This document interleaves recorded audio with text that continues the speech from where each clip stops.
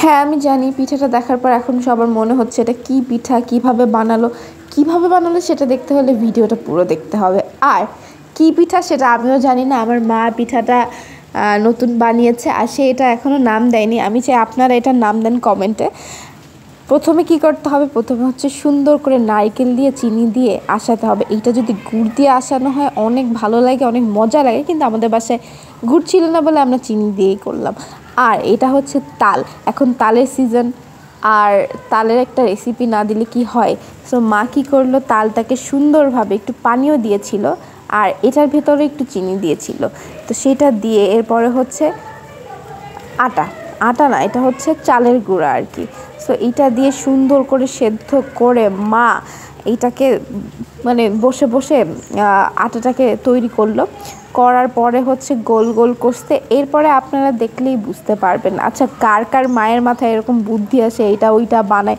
ভাই আমার মা তো ডেইলি একটা জিনিস, চল না আজকে একটু এটা ট্রাই করি, চল না ওইটা একটু ট্রাই করি। আর ইউটিউব আসার পরে তো মানে যখন থেকে আমার মা ইউটিউব চালানো শিখছে তখন থেকে আমার মা আরও বেশি মানে সে ডেসপারেট হয়ে যায় যে এইটা বানাবো, এই রেসিপিটা দেখবো, এইটা হইছে ওইটা হইছে, বাসায় এইটা আনা লাগবে, এইটা বানাবো। ভাই কার কার মা এরকম আছে। আর মজার একটা কাহিনী হচ্ছে, মারা হচ্ছে আমাদের থেকে এখন স্মার্ট হয়ে গেছে। আমরা বলবো যে আমরা স্মার্টফোন আগে চালানো শিখছি, বাট তারা আমাদের থেকে এখন প্রো, আরও অনেক বেশি প্রো হয়ে গেছে। আর আমার মা কই থেকে ডিজাইন দেখে, কি করে না করে এটা আমি আসলে বলে বুঝাইতে পারবো না। সেগুলোকে সুন্দর করে করে গোল করছে, গোল করে করে এটার উপরে লাগাচ্ছে, কোনো কিন্তু দরকার নেই, কিন্তু তার এখন এটা বানাতে হবে। আমাকে বলে একটু ভিডিও করে দে, আমি একটু আমার চ্যানেলে আপলোড করব। এটা মানে আপনারা যে চ্যানেলটা দেখছেন এটা কিন্তু আসলে আমার মায়ের চ্যানেল। সো আমার বেশি বেশি করে আমার মাকে সাপোর্ট করবেন। আর ভয়েস ওভারটা আমি দিই, কারণ হচ্ছে আমার মা ভয়েস ওভার দিতে পারে না, যার জন্য মাঝে মাঝে আমি আমার মাকে হেল্প করি। মূলত মায়ের চ্যানেল, এটা আমি মাকে খুলে দিয়েছিলাম। এই গল্পটা সবাই হয়তো বা জানে। আর পিঠাটা কেমন লাগছে অবশ্যই কমেন্ট করবেন কমেন্ট বক্সে।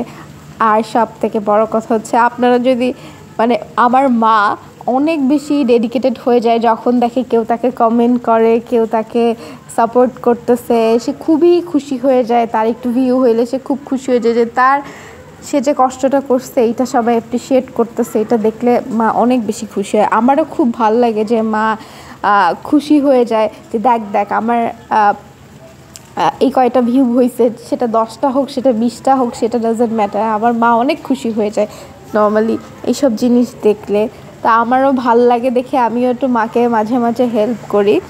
আর পিঠাটা কত সুন্দর করে মা কাঠি দিয়ে একটা শেপ দিয়ে দিল ফুলের, আর দেখতেও কি সুন্দর লাগছে। এটা হচ্ছে সিদ্ধ করতে হবে। ওইদিকে আমরা গরম পানিটা বসাই দিছিলাম, গরম পানি হতে হতে আমরা হচ্ছে পিঠাগুলো বানায় ফেলছি।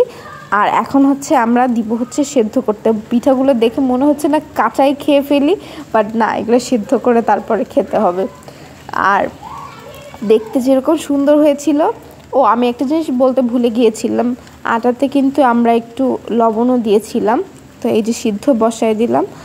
আর এরপরে হতে যে খুব বেশি সময় লাগে পিঠা তাও না, একটু কারুকার্য করতে সময় লেগেছে, বাট অলমোস্ট মানে 15 মিনিটসের আগে হচ্ছে এটা সেদ্ধ হয়ে গেছে। আর আমরা খেয়েও ফেলছি।